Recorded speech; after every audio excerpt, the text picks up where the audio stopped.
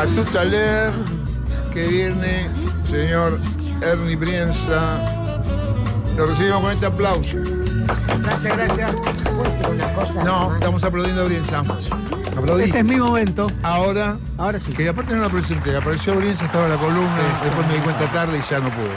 Gracias. Dígalo ahora. Te mando un saludo muy grande, muy gustoso. Una amiga mía se llama Silvia, que le encantó tu descripción de la mujer mirando la ventana porque es muy parecida a ella. ¿Edad?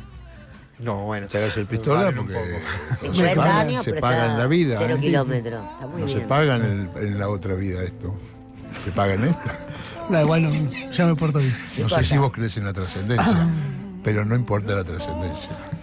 Bueno, piensa, vas a hablar del señor Miguel Foucault, ¿es verdad? La pelota. Sí. Vamos a hablar de un francés muy afrancesado. A ver. No, digo, el 25 de junio de 1984 pasó a la inmortalidad. Sí, Murió por HIV. sí. ¿Por qué? Por X razones, no vamos a entrar en esas razones. Pero Sí, no se cuidaba. Se iba a San Francisco y la iba bardeaba a lugares, toda, ¿no? Iba, hacía turismo sexual y Claro. casi al límite del delito. Ujú. Pero no es eso lo que nos importa hoy, sino lo que nos importa, tampoco nos importa toda la obra de Foucault, que es una gran obra, es una obra que revolucionó el pensamiento y la filosofía política de la segunda mitad del siglo XX, quizás desde la filosofía francesa, desde Sartre a El otro hito es el él, otro ¿no? hito de Foucault. Yo le iba a ver a Podrá Tomás decir Abraham, Deleuze y Guattari, pero bueno. pero no se entiende nada de lo que dice Deleuze. No se Yo no lo entiende entiendo. Pero yo le iba a ver a Foucault Tomás se entiende. Abraham, teórico, su facultad de psicología, Sí. que él era el que más, por lo menos él decía que era el que más sabía de Foucault y todos decíamos que era el que más sabía de Foucault en Argentina. Uno de las personas que creo que más sabe de Foucault en la Argentina es Marcelo Raffin, que es francés, que es profesor titular de la maestría. No lo conozco, Marcelo. Maestría de Teoría Política y Social, Marcelo Raffin. Rafín, que es Rafán. Raffin. Ok. Que es uno de los tipos que más y pude escuchar y que tiene un conocimiento milimétrico de Foucault, ¿no? Epa. Yo no tengo un conocimiento de Foucault, ni siquiera métrico, digamos, es que es un conocimiento kilométrico. Kilométrico, bueno. Que he estudiado algunos de sus libros en la facultad y no mucho más, pero a mí me interesa, por supuesto, reconocer, vigilar y castigar, que lo he estudiado con Zaffaroni en Derecho Penal cuando estudiaba Derecho, pues yo tuve otra vida antes de ser un perdedor. Que ¿Ibas a ser un abogado? Mi papá me dijo, vos no seas boludo, sé abogado y después hacé lo que querés. Sí, que no y yo cuesta mucho ser abogado. como un boludo, el gran error de mi vida, por el que estoy acá, Sí, digamos, en vez de estar en tu en bufete. mi bufete de abogado, es no haberle hecho caso a mi papá y no ser abogado, porque ¿viste? quise hacer la revolución, hacer poesía y esas cosas a los 20 años. Pucha. Pero después de este reconocimiento público que le hago a mi papá, que tenía razón, que Dios lo tenga en la gloria, que no lo mande, Mira, quiero decir que con Zaffaroni habíamos estudiado. Yo no es que estudié con Zaffaroni al lado de Zaffaroni, ¿no? Zaffaroni daba la cátedra y yo estudiaba ahí. Ok. ¿No? Un alumno más, ¿no es que? está bien.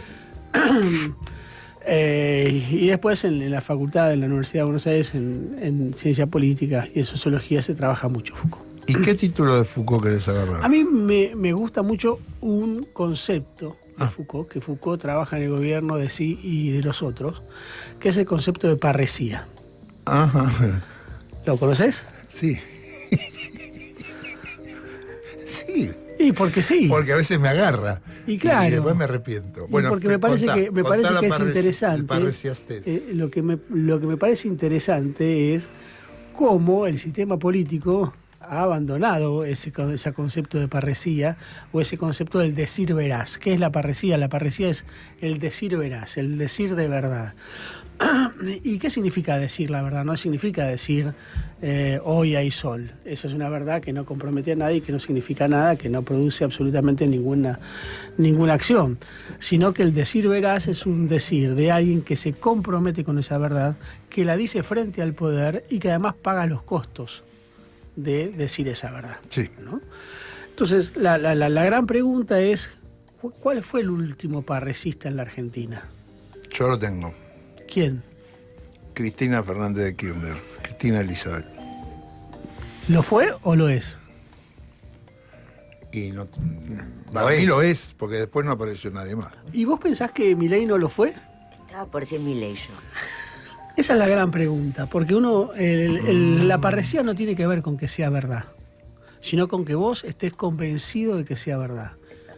Y que lo que digas tenga un costo político y que se lo digas frente al poderoso. Y a Cristina, La pregunta Milei, es, ¿a qué poderoso le dijo una verdad en la cara? Esperá, la pregunta es, Milei, que hoy ya claramente no es un parresista, por eso sí te pregunté si Cristina lo sigue siendo, porque Milei claramente ya no lo es.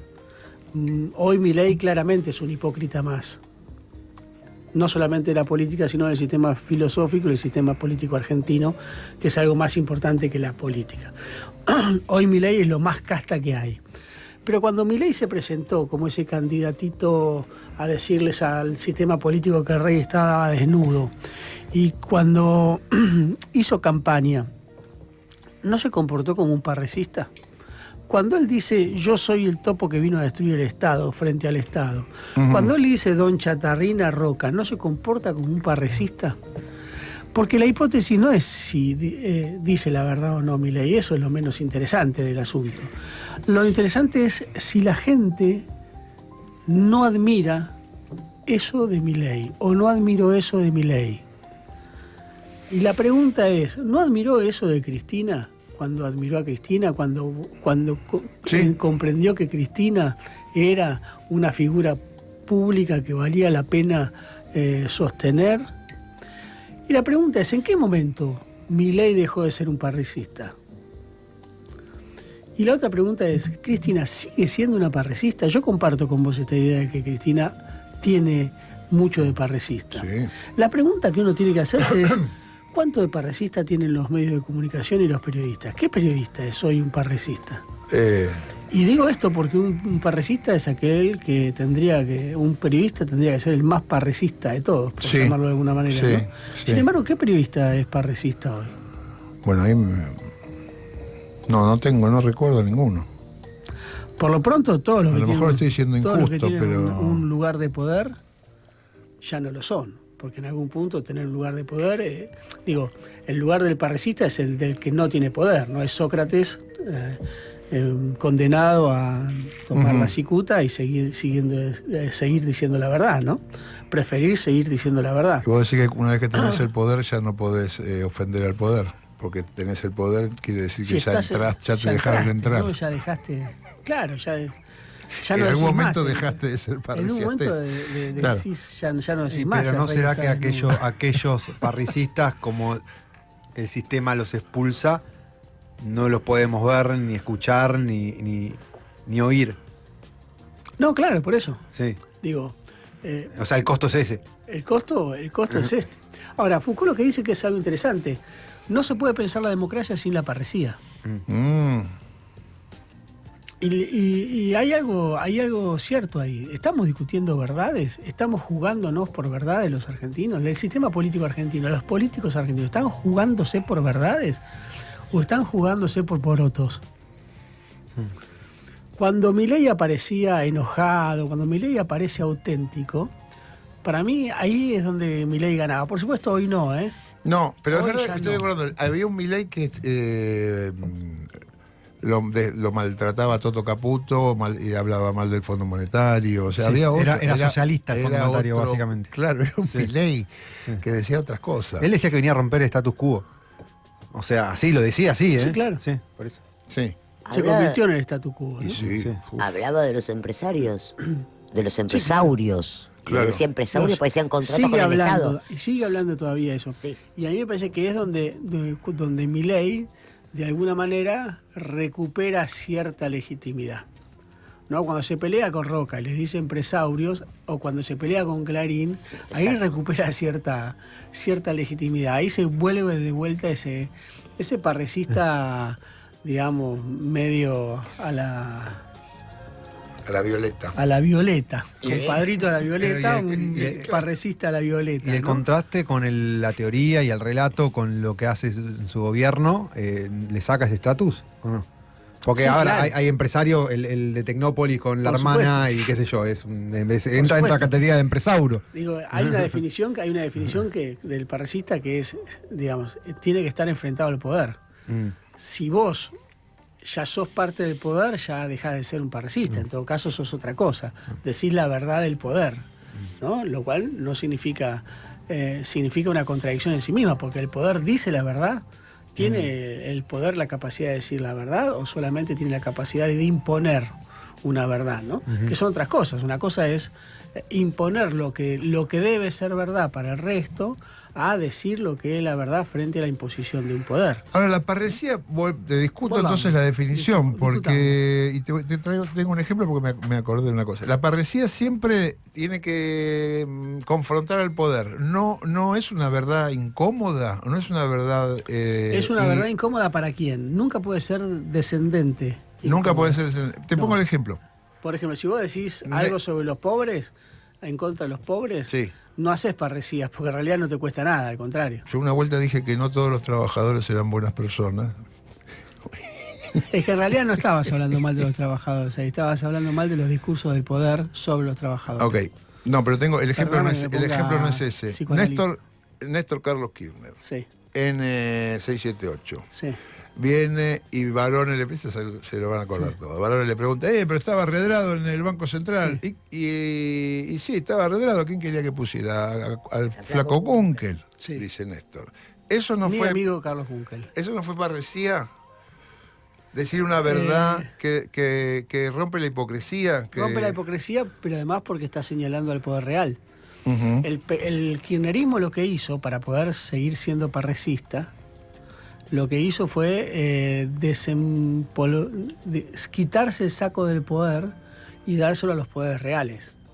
Entonces, ¿por qué hacía parresía el kirchnerismo? Porque en realidad el poder real era el otro. Cuando Cristina te dice, yo tenía el 25%, te lo dice a vos, yo tenía el Sí. 25% del poder, que lo dijo y está muy bien, es una parresía también. Es una parresía y sobre todo cuando enfrenta a ese poder real. Ujú. Es tanto así que hoy está presa. Sí, claro. Injustamente presa. Sí, claro, claro. ¿No? Digamos. Claro, le cobran y creo eso. que eso es lo más interesante de Cristina. Lo más interesante de Cristina es cuando ella se convirtió en una parrecista.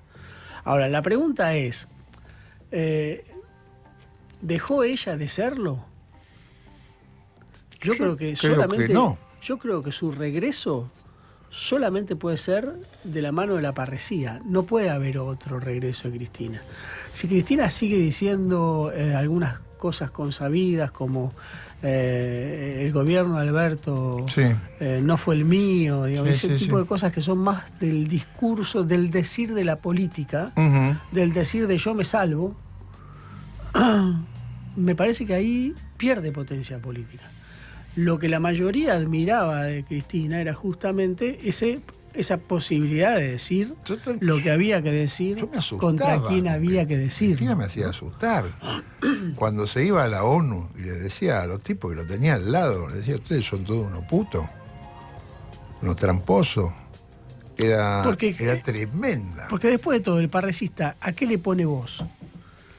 Le pone voz a lo que no tiene voz. Y eso también hay que comprender el voto a Milei, ¿no? Había un montón de gente que no tenía voz, que encontró la voz del parrecista en Milei, Ujú. ¿no? Sí. Y eso, si no te cuesta, si vos no tenés consecuencias de eso, no estás diciendo una verdad real. No es una verdad real, es una mala construcción de la frase. No estás diciendo una verdad en términos parrecistas. Claro. Estás diciendo otra cosa. No es una parresía. Si no le duele al poder, no es una parresía. No, es otra cosa. Puede Sí. ser incluso hasta una denuncia, pero no porque no tocas al poder real ni tampoco tenés vos consecuencias. ¿Cuál es O sea, para mí un- el gran a ver. modelo de la parresía? Mi admirado, uno de los escritores más queridos y admirados a lo largo de mi vida, por varios libros, uno es La agonía del cristianismo, El sentimiento trágico de la vida, Me parece que no lo leí. Niebla, Abel Sánchez, que lo vas a conocer, que se llama Miguel de Unamuno. No lo Miguel leí. de Unamuno era un hombre del nacionalismo español. ¿No es aburrido Era- leerlo? ahora, bueno, tiene 100 años, ¿no? Ok, Sí. No, Bueno. tiene textos muy Pero, importantes. por ejemplo, Niebla. Niebla. Digo, si es aburrido. Niebla, un día. en la novela, vos estás leyendo la novela y está el autor, que es Miguel de Unamuno. Un día, en la novela, le tocan el timbre. Él es abre él, la como puerta, Borges autor, era Borges. Sí, él abre la puerta en la novela y se le aparece el personaje. Que no está de acuerdo con lo que él está escribiendo. Y tiene un diálogo con su personaje, Niebla, Unamuno, sobre qué hacer con ese personaje. Qué loco. Y por supuesto eso está de acuerdo con la muerte de Dios, con la muerte del autor, con la muerte de la literatura, de la novela del escritor como creador absoluto, ¿no? Pero digo, ojo que Unamuno es ese también, ¿no? Es el autor de Abel Sánchez que dice, solamente se envidia al que creció con nosotros y fue más que nosotros porque demuestra nuestro fracaso, ¿no? Ese es Unamuno, ¿no? Bueno, Unamuno era un hombre que militaba en el franquismo, militaba en el nacionalismo español, había sido primo riverista, era un hombre del nacionalismo católico francés, el español. Sí. Pongámosle católico con muchas peros y con muchas... Bueno, era tan católico. Y era un hombre que tenía una discusión con la existencia de Dios, no andaba a los cachetazos con Dios.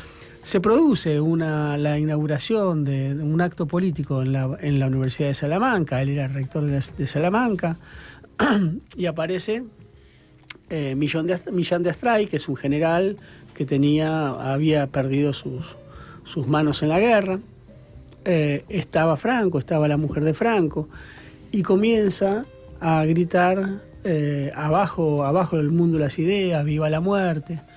Y Unamuno, en vez de quedarse calladito y hacerse el boludo, toma el micrófono y dice, solo un pensamiento de un tullido como Millán Astray puede decir viva la muerte. Yo que he vivido y escrito toda mi obra defendiendo la vida, defendiendo la existencia, defendiendo el ser, no puedo apoyar los gritos de viva la muerte. La muerte es lo peor que hay en la historia de la humanidad. ¿Eso con Franco al lado? Con Franco al lado. Por supuesto, terminaron los sillazos y a Miguel de Unamuno, que era ya muy anciano, casi lo cuelgan.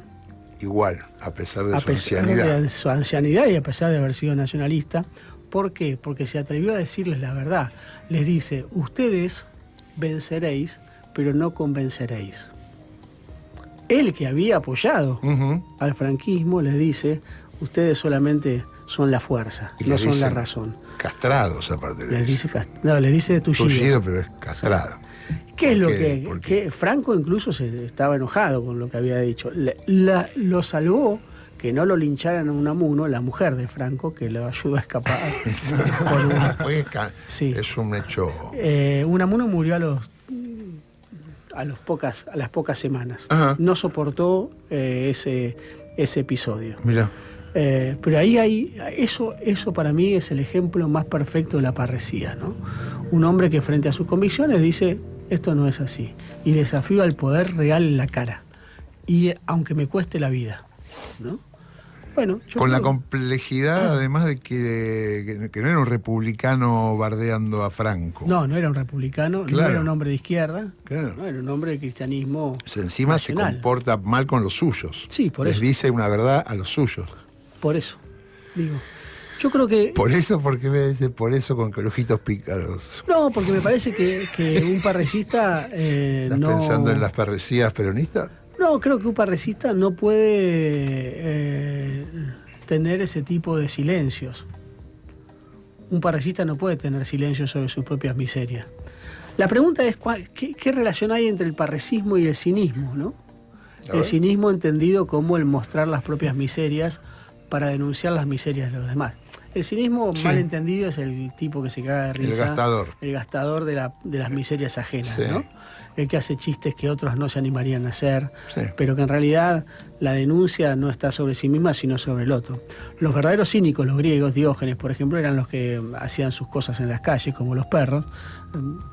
Tanto las defecaciones como las relaciones sexuales adelante de todos, porque lo que decían es, yo les muestro mi propia naturaleza, mi propia miseria, para denunciar la naturaleza y las miserias de ustedes. ¿No? Si es que defecar y tener relaciones sexuales. Sí, está bien. Pero este era el concepto. El concepto del cinismo es, yo me denuncio mi miseria pero en realidad estoy denunciando. Estoy hablando de la tuya que vos, pero no denuncio, que vos no la decís, no que vos la denuncio solo escondés. la tuya Sí, para yo quedar como el que no tiene miserias. claro. O tenemos miserias todos o no la tiene nadie.